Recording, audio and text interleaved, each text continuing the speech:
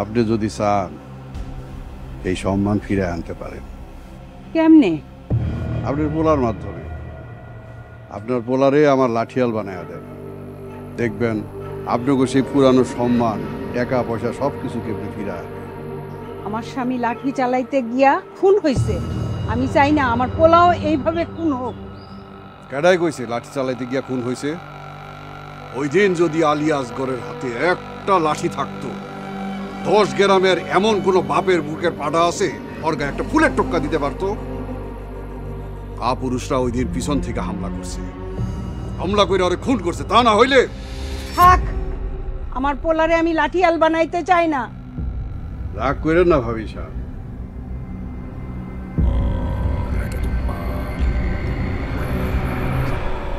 OLA আপনার সিদ্ধান্ত আপনি না দিলে তো তোর গড়া নিতে পারুম না। কি গো সেলিম? ঠিকই কইছেন সাহেব।